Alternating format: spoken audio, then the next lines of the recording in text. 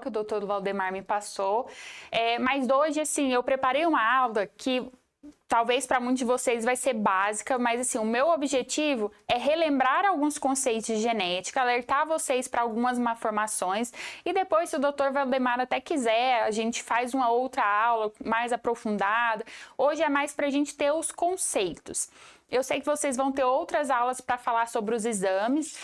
Depois também, se a gente quiser falar mais da aplicação clínica desses exames, é legal.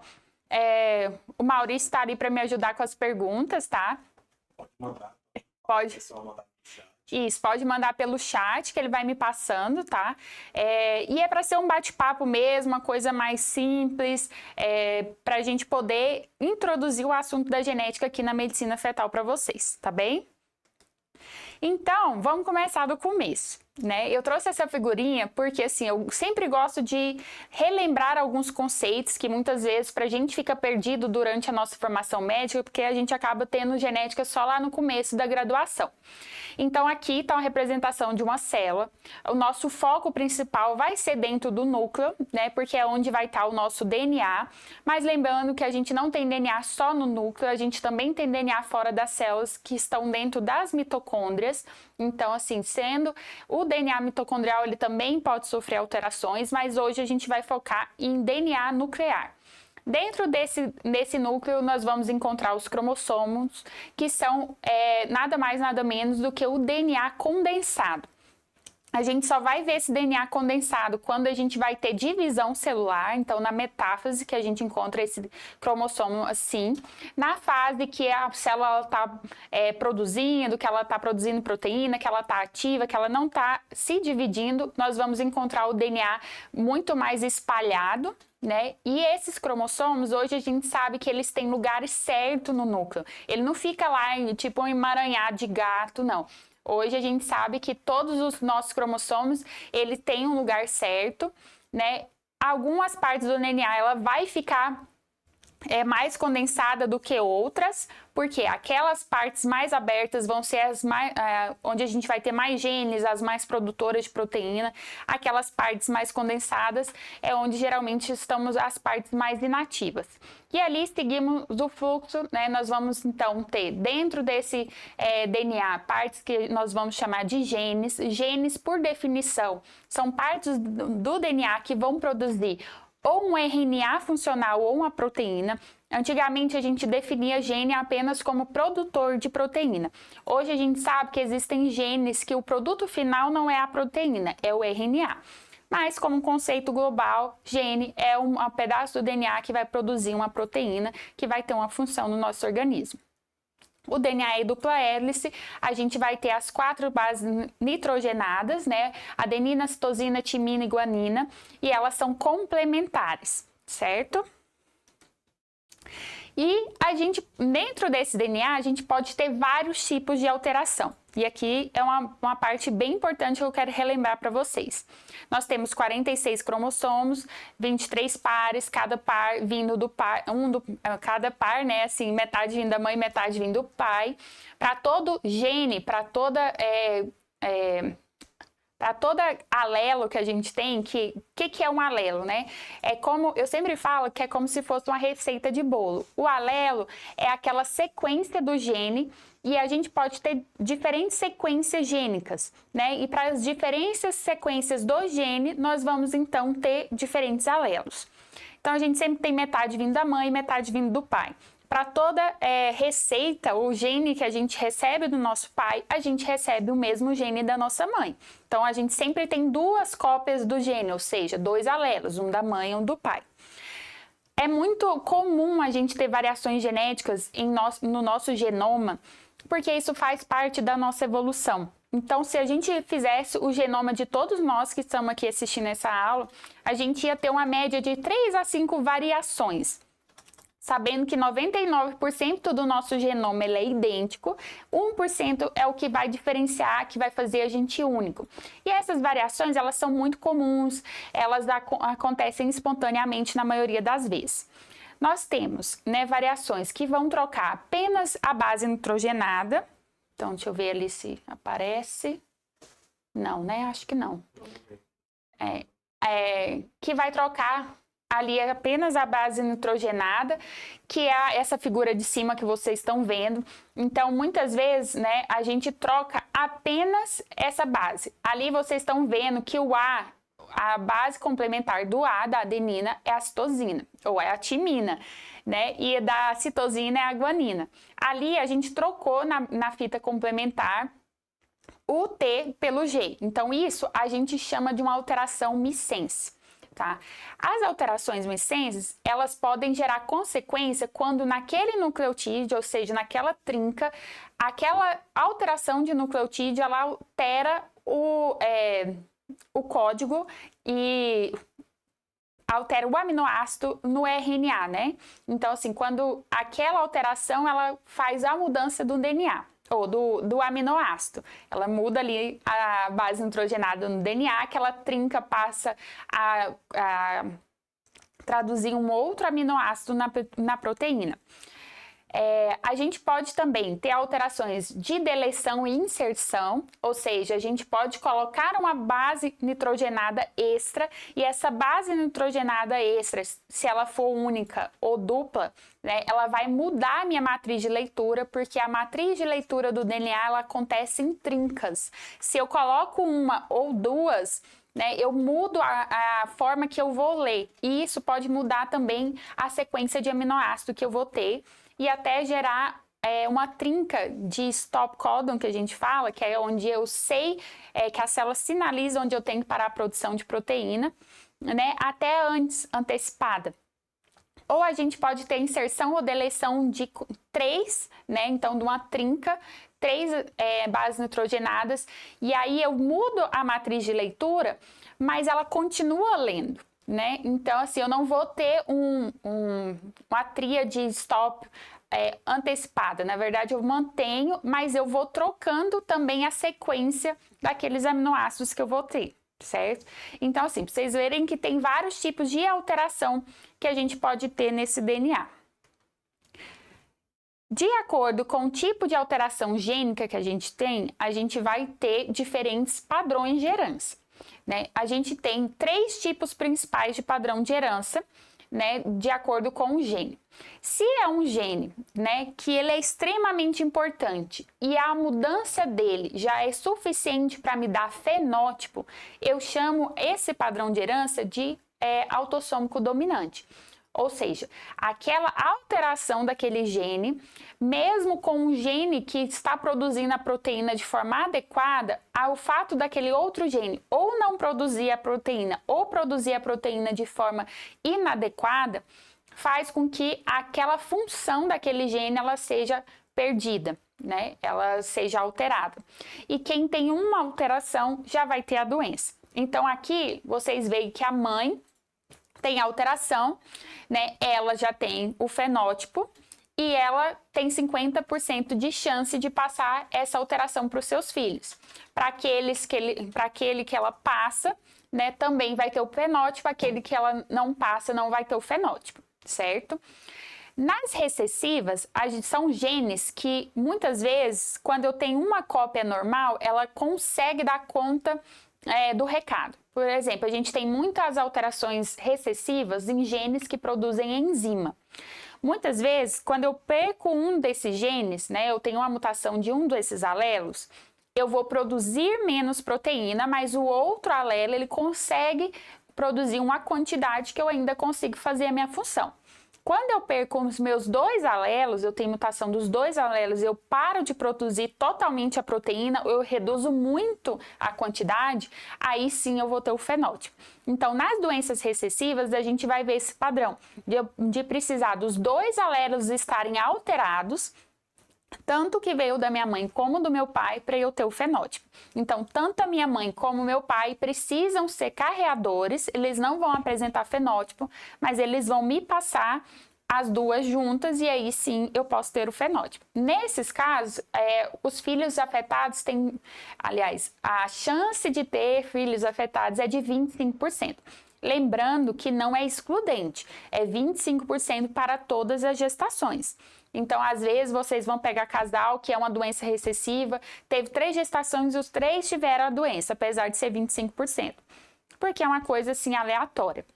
E a gente tem a terceira forma mais comum aqui dos padrões de heranças, que são os ligados ao X, né? As mulheres têm 2 cromossomos X, os homens têm um cromossomo X e Y, e isso vai fazer com que a gente tenha um desbalanço gênico entre homens e mulheres, o que vai fazer que quando a mãe passe o X alterado para os seus filhos, ele já apresente um fenótipo, porque ele só tem um X, e nas mulheres, na maioria das vezes, ela vai ter ou um fenótipo mais leve, ou ela vai ser assintomática, porque ela tem 2X. Então, depende muito de qual gene a gente está olhando nesse X.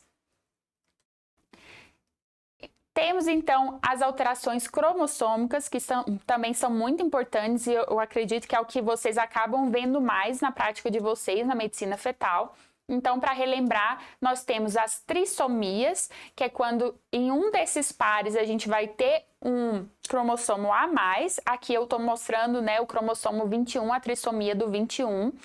Triploidia é se todos os cromossomos estivessem com 3, né? Isso é incompatível com a vida, né? Então, se todos eles estivessem com 3, era triploidia.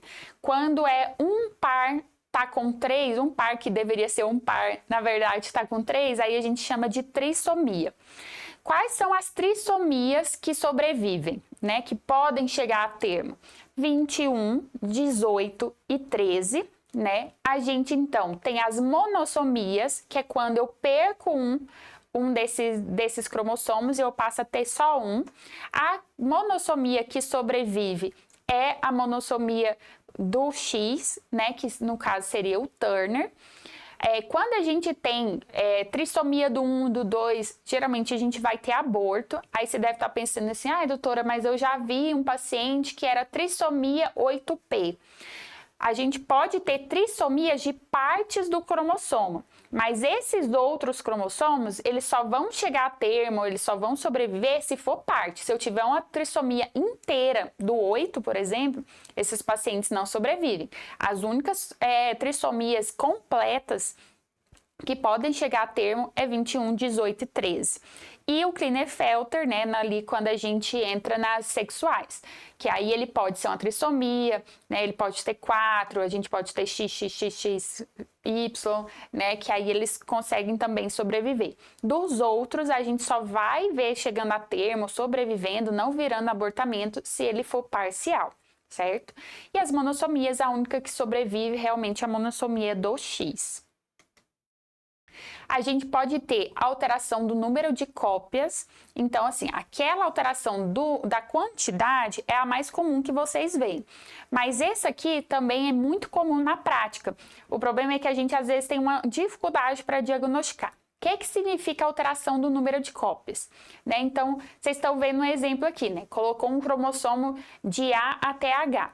Então, em cada cromossomo, a gente vai ter uma quantidade de um gene. Então, a gente tem um gene para fibrose cística, para as hemoglobinas. Se naquele pedaço daquele gene a gente duplica ele, ou seja, eu passo a ter 2 cópias daquele segmento, 3 cópias daquele segmento, ou eu perco aquele segmento, então eu passo a ter 0 cópias daquele segmento, isso pode levar a alterações também, né? Porque dentro daqueles segmentos a gente pode ter genes importantes que eu estou perdendo ele inteiro, tá? E essas alterações de número de cópias, elas só vão ser vistas muitas vezes no cariótipo se ela for muito grande, se eu perdesse um pedaço muito grande. Então, a maioria das vezes a gente não consegue detectar essas alterações de número de cópias pelo cariótipo. A gente vai ter que usar um segundo método, que eu vou falar para vocês depois. A gente tem as translocações recíprocas, que acontece? Nós continuamos com os mesmos números, os 23 pares, mas acontece essa troca de material entre os cromossomos, tá? Isso aqui pode gerar uma alteração ou não. Então, se durante a troca eu não perco nenhum material, eu não afeto nenhum gene, eu vou chamar essa translocação de balanceada. A gente pega muitas vezes uma mulher que está tendo abortamento de repetição, a gente faz um cariótipo e ela tem uma translocação balanceada. Ou seja, ela tem uma troca entre os cromossomos.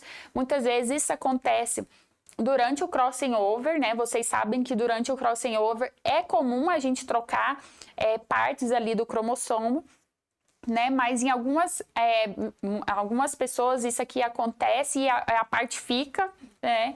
Porque assim, o que deveria trocar são pedaços pequenos ali, né? E às vezes a gente tem essas grandes alterações. Na pessoa, se ela não perder nenhum material, a pessoa não vai ter nenhum fenótipo, mas ela pode ter uma infertilidade, abortamento de repetição. Agora, quando eu tenho uma translocação e durante o processo eu perco algum material ali, naquele espaço onde a gente está juntando, aí eu também posso ter síndromes nesses pacientes, tá? E tem como a gente ver também se a gente teve perca durante a troca. A gente tem, então, as translocações robertsonianas, que é o mesmo conceito ali da outra translocação, mas recebe esse nome porque a gente vai ter a translocação entre acrocêntricos. Então, se vocês lembrarem, no cariótipo, né, nós temos os cromossomos, eles são diferentes. Deixa eu voltar aqui no cariótipo. Então, por exemplo, ali no 1, o centrômetro está bem no meio, aí você vai vendo que tem uns que o centrômetro está mais para cima, né? E aí, ali nos aconcêntricos, 13, 14, 15, 21 e 22, vocês veem que o centrômetro está bem para cima, ou seja, eles têm uma cabecinha, um P bem pequenininho. E esse P bem pequenininho deles, geralmente, não tem gene, tá? Quando a gente tem a gente perde o P, a gente acaba não perdendo muito gene ali, não tendo fenótipo. É a translocação robertsoniana. Na maioria das vezes ela vai ser balanceada, mas ela pode então gerar alterações naquela pessoa que está tentando ter filhos, né? Então a pessoa muitas vezes tem abortamentos de repetição ou infertilidade, mas como fenótipo na saúde dessa pessoa, como é balanceado, a pessoa não tem nada. Temos ainda a última aqui que eu vou falar para vocês das alterações em cromossomos, que são a inversão. Então, da mesma forma que a gente precisa ter a quantidade correta de todos os genes nessa sequência, né, a gente precisa ter a sequência correta. Se durante a formação desse feto, se ali, né, nas primeiras células, a gente tem uma troca, né, a gente inverte, seja ela abaixo do centrômetro, acima do centrômetro ou pegando a parte do centrômetro, a gente também pode ter alterações. Por quê? Porque você vai mudar a ordem. E às vezes nessa troca, a gente pode afetar algum gene muito importante. Tá? Então isso aqui também é muito importante da gente lembrar. E isso aqui a gente não vai ver em cariótipo, a gente não vai ver em CGH-Array, porque isso aqui a gente não mudou a quantidade, a gente só trocou o lugar. Então a gente precisa de um outro exame que consiga detectar essa alteração da troca de lugar, sem ser perca de material. Certo, então agora vamos para o que interessa, vamos avaliar o feto, né? Então, vocês relembraram os conceitos de genética, núcleo, as alterações que podem acontecer ali no DNA, as alterações que podem acontecer no cromossomo. Mas, doutora, eu quero saber da minha prática, né? Quando eu estou avaliando, quando eu estou fazendo um ultrassom, quando eu estou avaliando uma gestante. Né? O que vai interessar aqui pra gente? As malformações congênitas. As malformações congênitas, elas são comuns em 2 a 3% dos nascidos vivos, tá? Quando eu coloco ali o conceito de malformações maiores, são malformações que vão afetar a saúde do feto, do paciente. Porque todos nós temos malformações menores. Eu sempre falo assim do meu dedinho torto, que é o que a gente chama de clinodactilia, isso é uma malformação menor. Né? Malformações menores, elas não têm alterações estéticas, elas não têm implicância social, elas não têm implicância na saúde, elas são assim alterações simples. Pode ser um olhinho um pouco mais afastado, pode ser um terceiro mamilo, que às vezes você descobre ali por acaso na escola, mas que não te afeta. As malformações maiores, a gente considera aquelas que têm um grande impacto na saúde ou impacto social. Né? Então, uma cardiopatia congênita, uma alteração de sistema nervoso central, um holoproso, né? Isso são malformações maiores. E de 2 a 3% dos nascidos vivos, eles vão apresentar esse tipo de malformação. E a gente sabe que a morbidade e a mortalidade dessas malformações congênitas, elas vão ser significativas. Né? Por quê? Porque elas são alterações grandes, elas afetam órgãos importantes. E essas malformações, elas vão poder ser isoladas ou sindrômicas, tá? Quando a gente pega essas malformações maiores, no conjunto, né, se a gente pegasse todas as causas genéticas, de 15 a 35% desses pacientes, eles vão ter uma base genética para explicar essa malformação maior, sendo que de 10 a 15 eu vou ter uma alteração cromossômica, uma daquelas que eu falei, uma trissomia, uma monossomia, uma deleção, uma duplicação de segmento, uma inversão, ou uma translocação, ou eu vou ter uma alteração de gene, né, que aí entra aquela alteração de bases nitrogenadas que eu falei para vocês lá no começo. Então, eu posso ter uma base nitrogenada a mais, ter uma tríade a mais, posso ter uma deleção de uma base nitrogenada e isso mudar a minha sequência de leitura e eu mudar a proteína, né, o aminoácido da proteína, e aí eu mudo o formato da proteína, eu mudo a função. E eu posso ter, então, de 3 a 5% a variação do número de cópias, né, que é aquilo que eu falei para vocês, né? Então, o gene precisa ter uma cópia inteira. Às vezes tem genes que eu tenho 2 cópias. Se eu altero esse número de cópias, né, se eu perco o gene inteiro, se eu duplico ele, né, eu posso ter alterações aqui de malformações congênitas também. E claro, a gente pode ter as isoladas, que são eventos espontâneos, que a gente não vai encontrar uma base genética, né, que a gente pode ter sido um insulto que teve durante o desenvolvimento fetal, que único que muitas vezes a gente não consegue achar a correlação. E qual que vai ser o nosso objetivo de detectar essas malformações? Por que isso é importante? Primeiro, para a gente ter uma noção sobre prognóstico. Então, se eu tenho uma cardiopatia extremamente grave, né, a gente sabe, né, pelo menos falar para a família como é que vai ser o curso pós-natal. Olha, família, assim, é uma cardiopatia que é muito grande, por exemplo, uma translocação de grandes vasos, que precisa de cirurgia, muitas vezes é complexa, a criança não tem condição de fazer cirurgia, né? Então, assim, a gente consegue ter uma noção de prognóstico. O curso pós-natal, né? Então, assim, principalmente quando a gente fala de síndromes genéticas, se a gente sabe, por exemplo, que é uma síndrome de Patau, a gente sabe como é que é o curso pós-natal, a gente sabe que essas crianças têm um atraso motor muito grande, que elas podem ter várias alterações de sistema nervoso central, de cardiopatia. Muitas vezes a maioria morre antes de 1 ano, né? Hoje, a gente está vivendo um boom na genética, assim, de tratamentos, tanto pré como pós-natal, né? Se vocês viram na notícia, um dos exemplos foi a cirurgia de meningomelocele, né? Que aí não tem muito a ver aqui com os tratamentos inovadores da genética, mas já é possível fazer pré-natal. E na genética a gente já tem várias terapias de reposição enzimática pré-natal, tem muitos estudos com terapia gênica pré-natal. Então, assim, é muito importante a gente saber detectar essas malformações e muitas vezes fazer um diagnóstico preciso, porque esses tratamentos eles tendem a aumentar. Então, a gente hoje está vivendo uma era assim, que temos mais de 200 protocolos de terapia gênica sendo produzidos no mundo inteiro, assim, de pesquisa. Então, nós vamos descobrir muitos tratamentos.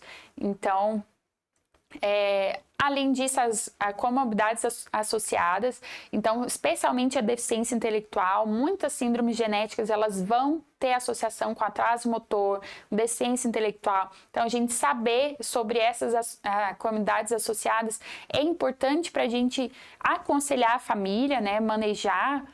E o próprio manejo gestacional, né? Muitas vezes quando a gente tem uma displasia esquelética compatível com a vida, né? A gente vai ter um manejo diferente com esses pacientes.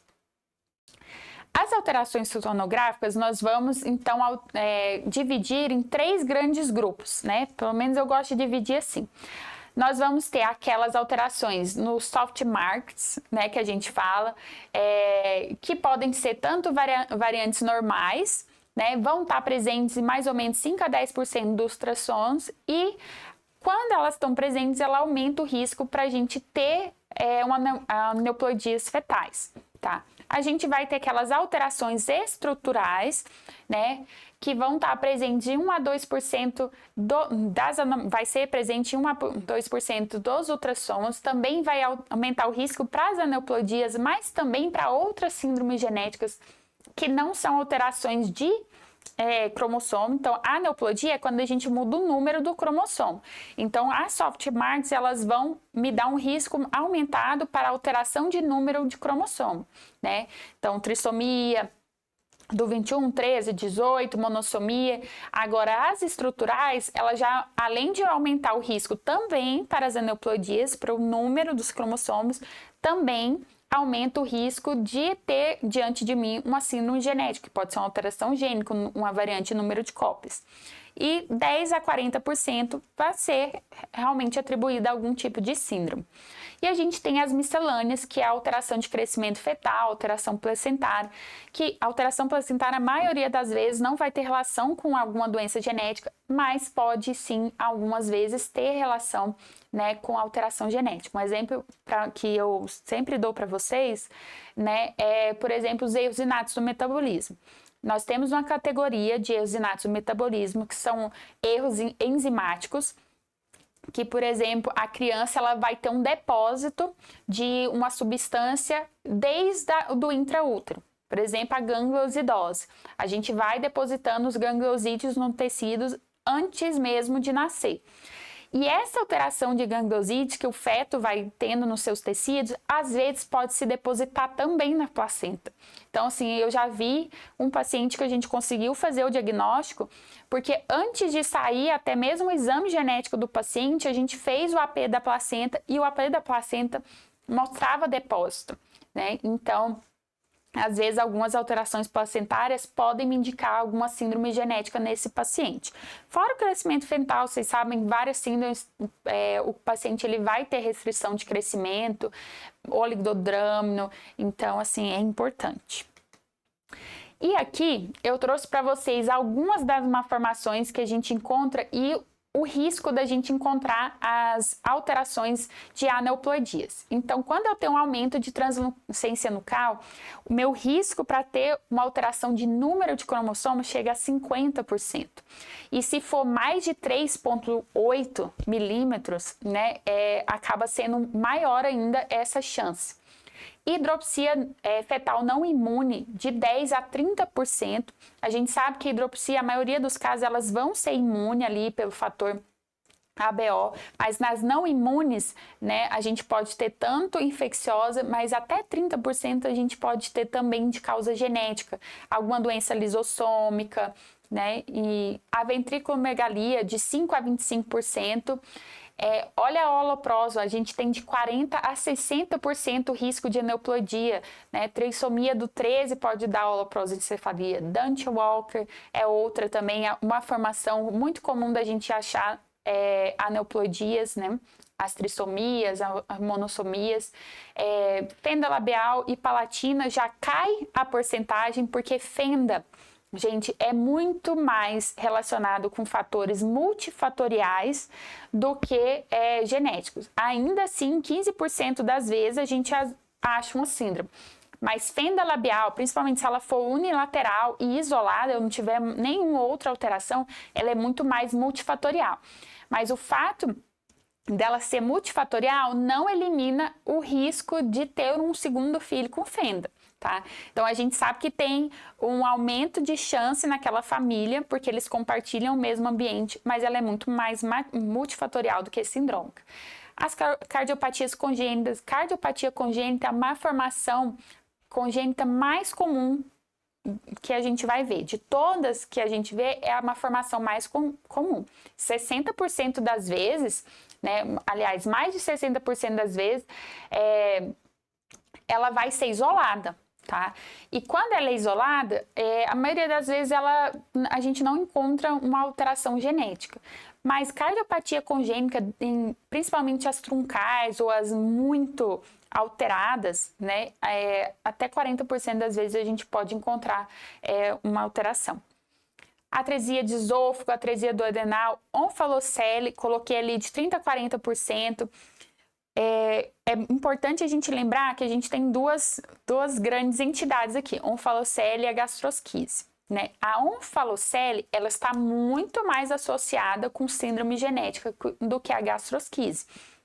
A gastrosquise, ela está muito mais associada com fatores multifatoriais, principalmente idade materna, né? Os extremos, tanto idade muito avançada ou mães muito jovens, tá? E é muito menos comum ela estar associada com alguma síndrome. Agora, a onfalocele, toda vez que a gente pega paciente com onfalocele, a gente tem que pensar que talvez pode ser uma síndrome genética. Pé-tortos congênitos e alterações esqueléticas também. Quando eu vejo a alteração do número de cópias, eu chamo atenção ali para Dunning-Walker, né, que é uma formação que a gente vai ter maior associação com a alteração do número de cópias. As outras já cai, né, bastante ali a porcentagem de detecção, mas é uma coisa assim pensar quando a gente tem uma dessas alterações, porque muitas vezes a gente faz um cariótipo é normal, principalmente se a gente tem aumento de translucência nucal com outras alterações, né, pode ser sim uma alteração de número de cópias, e aqui a alteração de gene único. Então, quando é uma alteração de translucência nucal complexa, o que é isso? Não é isolada, a gente tem outras coisas. Chega a 30% de ser alteração de gene único, tá? E muitas vezes eu só vou ter como marcador a translucência aumentada, né? Eu não vou ter outras coisas, porque essas alterações de gene único, elas podem me indicar essas doenças metabólicas, essas outras que não vão me dar uma grande malformação, tá? Ali a hidropsia não imune, né? Tá, até 50% justamente por causa dessas outras categorias. A gente tem ventriculomegalia.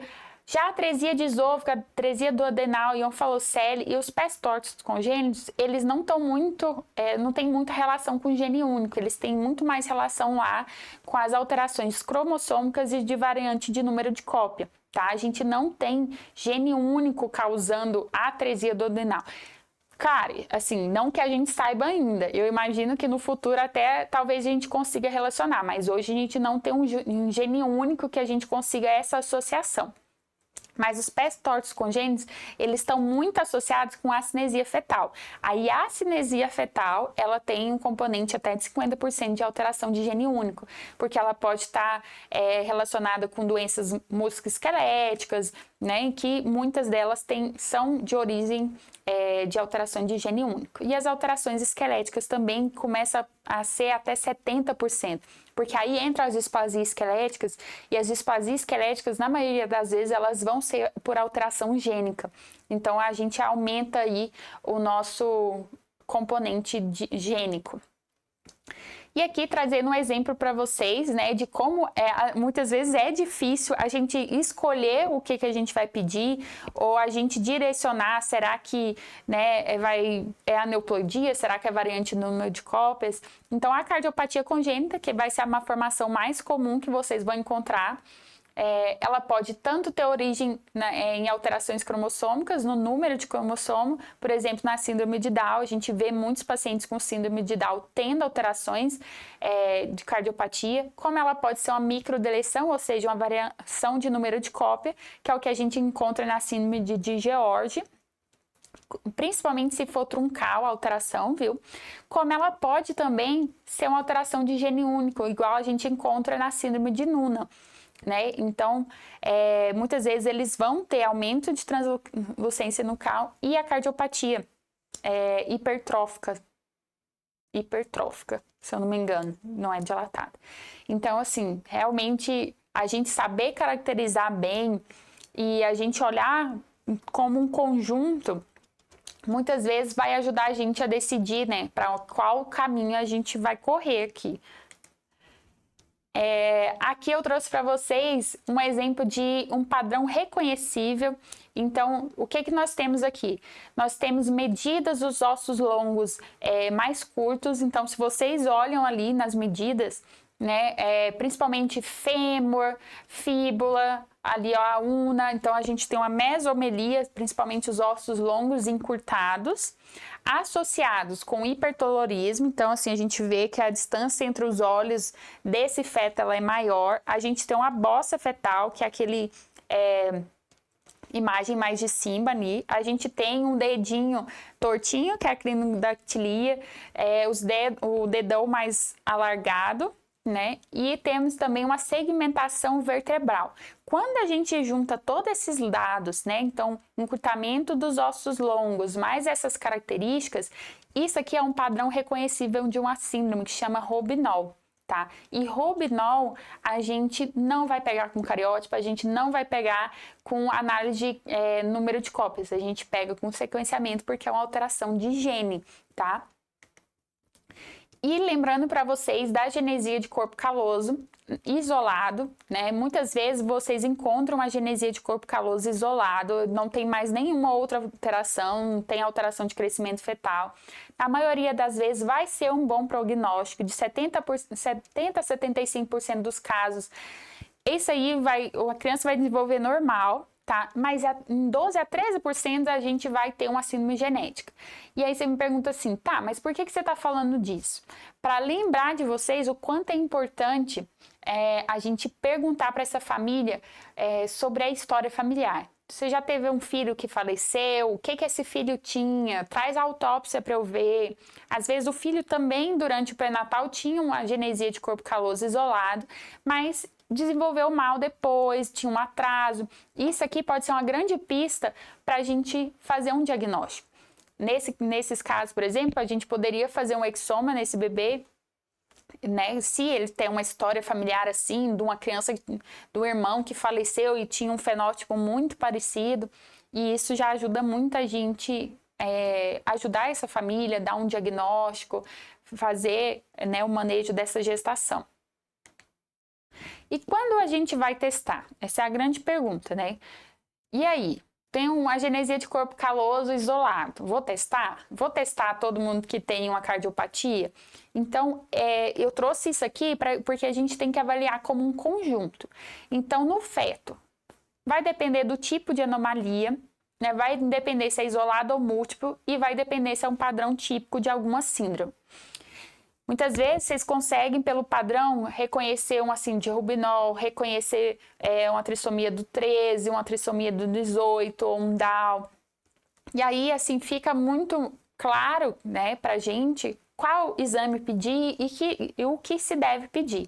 Agora, se é uma anomalia muitas vezes isolada, por exemplo, uma cardiopatia isolada, eu não tenho outros achados, eu não tenho uma história familiar, né? Muitas vezes a gente pode esperar para fazer esse teste depois. Vai depender também da paciente que a gente está avaliando, né, da mãe. Então, dependendo da idade materna, isso assim, hoje em dia a gente vê muito, né, as mulheres tendo filhos mais tardiamente, a gente sabe que isso aumenta o risco de aneuploidias, mas lembrando que os homens também, tá? A gente sempre tem que perguntar a idade do pai. A partir dos 45 anos, a gente também tem um aumento de alterações genéticas dependente da idade paterna. Mas aí vão ser para doenças genéticas diferentes, né? Na idade materna, como a mulher ela nasce com aquele tanto de óvulo e ela gasta eles durante a vida, digamos assim, é muito mais comum a gente ter erros durante a divisão dos cromossomos. Por isso, a gente vai ter aumento de chance de aneuploidia a partir dos 35 anos. Mas no pai, né, apesar do homem ele estar sempre renovando aquele espermatozoide, né, aquela quantidade de espermatozoide, a partir de mais ou menos 45 anos, aumenta a chance da gente ter aquelas trocas de nucleotídeos, então a gente tem alteração gênica. Eu sempre dou o exemplo do Roberto Justus, né? Então, assim, Roberto Justus já deve estar com quase seus 70 anos e ainda fazendo filho, né? E uma das filhas do Roberto Justus tem uma alteração, né, que foi a crâniosinostose, e pode sim estar relacionado com a idade do Roberto Justus, por ele ter sido um pai em idade avançada, né? Porque a mulher era muito nova, né? E ter gerado essa alteração gênica que causou a alteração ali de crâniosinostose da filha dele, tá? Então a idade paterna também conta, apesar de ser outra categoria de doença. A gente também tem que pensar em doenças maternas, exposição a teratogênito e as complicações gestacionais.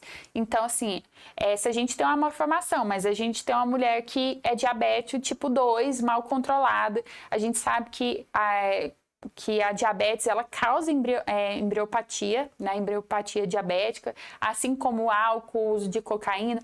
Então, assim, não adianta a gente pedir teste, porque não vai vir, né? Se a gente tem uma exposição à isotretinoína, à talidomida, a gente vai ter malformações em consequência dessas alterações. Então, é importante a gente perguntar também sobre as doenças maternas. Isso aqui também vai pesar na nossa decisão de testar ou não. E na família, a gente perguntar sobre consanguinidade. Então, a consanguinidade vai aumentar a chance para a gente ter doenças recessivas. Feto ou irmão, né, que teve uma clínica semelhante, né?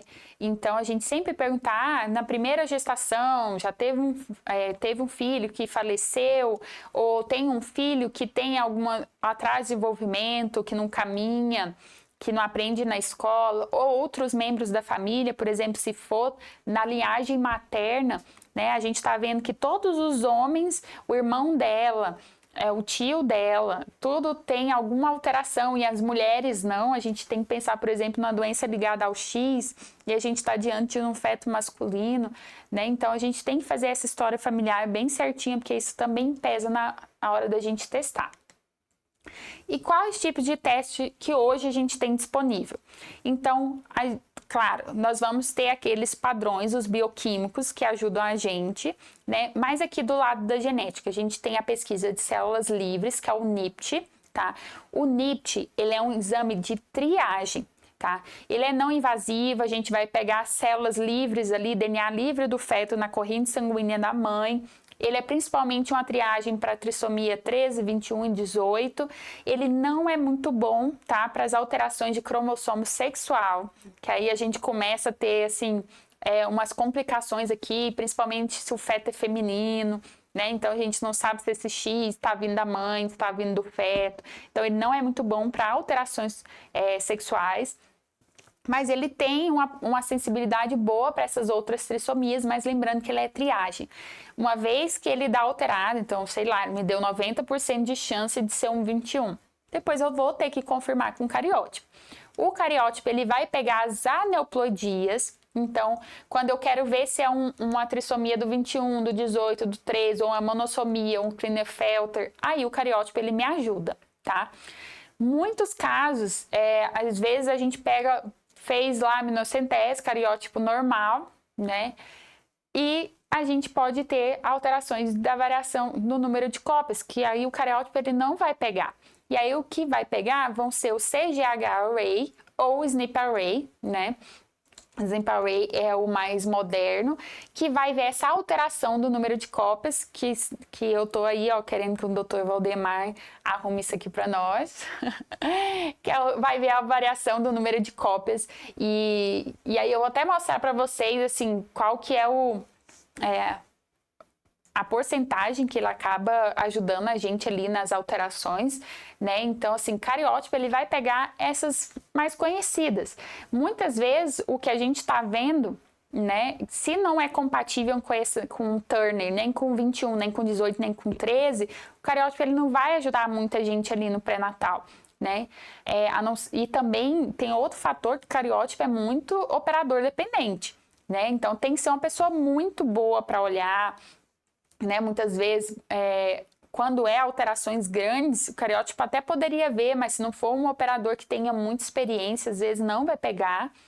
E o CGH, ele vai ajudar muita gente nessas questões, assim, porque ele já é uma coisa muito mais moderna, que passa numa máquina, né? A interpretação vai ser dos dados depois, né? E ele vai ver variação de número de cópia. Então, se eu tenho 3 ou mais, né? Eu dupliquei, ou se eu deletei, não tem aquela parte. O que que CGH-Array não vai pegar? Se eu não tenho alteração do número de cópias. Então, se eu invertir, ou seja, eu mudei só a sequência, o CGH-Array já não pega, porque ele não vai dar ali a variação do número de cópias, que é o que o método pega. E a gente também tem um sequenciamento de gene, que aí a gente usa um NGS, nós temos tanto Sanger, mas hoje a gente usa NGS, que é o sequenciamento de nova geração, que vai ler as bases nitrogenadas daquela sequência. Então, muitas vezes, se eu tenho um fenótipo reconhecível de alguma síndrome que eu sei que é gênica, por exemplo, o exemplo que eu dei do Robinol, não adianta eu fazer NIPT, não adianta eu fazer cariótipo, não adianta eu fazer SNP array. Eu tenho que sequenciar, né? Porque a alteração vai ser de um nucleotídeo só, e aí o sequenciamento que vai me dar essa resposta. Inversão também eu pego no sequenciamento, porque como ele lê a sequência de nucleotídeo, ele pega para mim que aquela sequência está errada, tá? Isso aqui assim, é difícil, gente, escolher, é uma coisa assim, a gente tem que fazer um fenótipo muito bom, a gente tem que discutir o caso, a gente tem que pegar a história dessa família, porque decidir qual desses que nós vamos fazer, qual que é o melhor custo-benefício, não vai ser cariótipo para todo mundo com uma formação, tá? Então, assim, tirando essas síndromes que eu falei para vocês, não vai ser cariótipo para todo mundo, e muitas vezes a família que paga, isso é caro, né? Então, assim, é uma coisa que a gente tem que sentar e a gente tem que discutir bem o fenótipo desse feto e a história dessa família. Aqui mostrando só para vocês, né, a porcentagem de resultados positivos que a gente vai ter com o CGH-Array. Né? Então, quando eu tenho um ultrassom com alteração, ele chega a ser 6 a 10%. Quando eu tenho alterações da idade materna, já cai, porque alterações da idade materna está muito mais relacionado com a neoploidia. Então, vai ter uma porcentagem maior de sensibilidade ali no cariótipo. Quando eu tenho uma alteração também positiva ali dos bioquímicos, de 0,5 a 1%. Às vezes, quando eu pego ali baixo risco, pais ansiosos, por exemplo, se os pais tiveram um abortamento no primeiro, às vezes eles estão muito ansiosos, você pede um exame desse, a porcentagem da gente achar alguma coisa é muito baixa. Agora, quando você faz direcionado por alteração, anomalias, aí vocês veem que aumenta bastante. Olha ali, as alterações musculoesqueléticas chega a ser 10%, translucência nucal maior de 3,5%, 5,7%, né? Então, muitas vezes a gente faz um cariótipo, né, numa translucência nucal que está aumentada, veio normal, a gente tem que pensar em fazer um CGH-Array, tá? Então, olha ali, higroma cístico, né? Então, assim, ele ajuda muita gente nesses casos de má formação também, tá? Que o cariótipo não vai pegar. Uma coisa importante, o líquido que a gente pegou na aminocentese para fazer cariótipo, dá para usar depois para fazer CGH-Array? Não dá. Por quê? Porque para fazer cariótipo a gente tem que fazer cultura de células. Então, no cariótipo, a gente coloca ele em heparina, porque eu vou preservar ali os meus leucócitos para depois eu fazer cultura de célula e extrair esse DNA, né? Eu coloco ele para replicar, tem que parar ele na metástase, então assim, não adianta. Para extrair DNA, eu preciso colocar em EDTA, tá? Então, é importante a gente sempre pensar no que a gente vai pedir, porque se você fez um exame invasivo, uma aminocentese, para fazer um cariótipo, esse cariótipo vem normal, eu não consigo reutilizar esse exame, eu não consigo utilizar o que restou se ele tiver em heparina, porque para extrair DNA eu preciso de EDTA, né? Então, pensar bem aqui no que a gente vai solicitar, qual que é a nossa intenção. Então, as minhas mensagens finais aqui, fazer uma boa fenotipagem, então olhar bem, medir, avaliar, às vezes repetir o ultrassom para a gente ver bem quais as alterações que a gente está vendo diante desse feto, porque a partir disso, muitas vezes a gente consegue reconhecer um padrão e a gente já direcionar o exame certo para aquele padrão. História familiar, eu bato sempre aqui na tecla, porque a história familiar muitas vezes pode ajudar a gente, né? O fato de não ter história familiar também é importante, porque aí o fato de não ter história familiar, não ser consanguíneo, aumenta muito mais a chance daquela malformação ser de aneuploidia, que muitas vezes está relacionado com alterações espontâneas, né, não herdadas. Mas, por exemplo, se eu tenho um casal consanguíneo que já perdeu um filho, né, então isso também me ajuda bastante. E eu falo para ter um geneticista de chamar de seu, né, que é para discutir esses casos, para a gente ver em qual síndrome se encaixa, qual o melhor exame, qual o melhor momento de exame. A gente tenta sempre estar atualizado em relação também aos tratamentos novos. Tem algumas vezes que a gente não faz nenhum desses que eu falei, a gente pede dosagem enzimática, se a gente está pensando no erinato, né? Então, para a gente discutir o caso e realmente dar o melhor cuidado que a gente pode para essa família, certo? Era isso, gente. Eu sei que ficou meio simples, mas depois tem como a gente aprofundar em alguns temas. Era mais para trazer um conceito geral para vocês mesmos. E aí, se quiserem perguntar alguma coisa. Uhum. Tem alguma pergunta aí, Maurício? Uhum.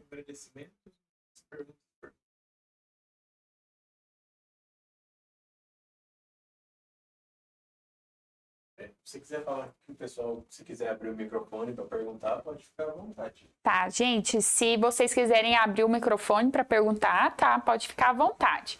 Se ficou alguma dúvida, algum comentário, alguma coisa ali que vocês já viram. Como é que tá na experiência de vocês para pedir esse exame? Tá muito difícil, não sabe qual que pede? Que eu sei que no dia a dia é bem complexo. Se quiser fazer considerações finais, fica à vontade. Então tá, gente. Então só para não me delongar aqui, né? Porque já tá tarde para todo mundo. Tem uma pergunta. Se o SUS cobre algum teste genético? Tá, então é o seguinte, SUS é a nossa luta, tá? Teoricamente, né, o SUS deveria cobrir, mas o problema é que, apesar de estar no papel que o SUS deveria cobrir, como são exames de técnica muitas vezes difícil, a gente precisa de pessoal treinado, e é onde a gente não tem. Né? Muitas vezes pessoal treinado ou o equipamento, então são pouquíssimos lugares que a gente tem disponível. Como eu formei lá no Sul a gente tinha, né, cariótipo disponível pelo SUS, CGH Array disponível pelo SUS, a gente tinha alguns sequenciamentos de gene, principalmente fibrose cística, mas assim, ó, é um serviço que tinha anos, 40 anos, né? Então, de investimento, de treinamento de pessoal. Então, assim, a resposta, SUS cobre? Sim. Se você tem onde fazer pelo SUS, aí que muda a história, né? Aqui em Goiás nós estamos tentando, né? Eu e o Dr. Valdemar estamos lutando aí para ter esses exames, fazer uma medicina fetal de excelência aqui. O Dr. Valdemar já conseguiu, né? Máquina ali para fazer cariótipo, também para fazer alguns sequenciamentos gênicos. Estou tentando muito para ele conseguir um CGH Array para mim e para fazer ali um espectrômetro de massa para a gente também fazer a questão das enzimas, porque a gente tem muito tratamento, né, para esse de reposição enzimática. Então, hoje, um paciente que ele não tem condição, infelizmente, muitas vezes ele tem que ir via judicial e ele vai ganhar, viu? Porque tá na lei que o SUS deveria cobrir. Outra pergunta. Temos de evidência nos serviços do Brasil de solicitação de NIPT em gestações gemelares? O que nós temos? Então, o NIPT em gestação gemelar é complexo, viu? Porque, assim, eu estava até dando uma revisada, ele cai naquela contradição. Por quê? Porque a gente vai ter dois DNAs, né? Ou a gente vai ter, assim, quando eles são DD, né? Ou a gente vai ter, quando eles são mono, aí é só um, mas assim, a quantidade muda e aí a interpretação ela é muito, muito mais complexa de fazer, tá? E o cariótipo ele é muito mais difícil. Então hoje, Como rastreio, só se vocês tiverem muito, assim, eu indico só se tiver uma formação bem, assim, sugestiva de alguma dessas trissomias para a gente poder fazer, porque nesses casos ele é complicado mesmo. É isso, doutora. Se quiser encerrar. Boa nossa aula. Então tá, gente, muito obrigada. Foi um prazer estar aqui com vocês. Espero que tenha ajudado um pouquinho, né? Foi para vocês, pelo menos, relembrarem os conceitos. E quem sabe a gente se vê em outro momento para fazer uma discussão mais aprofundada. Um beijão. Tchau, tchau.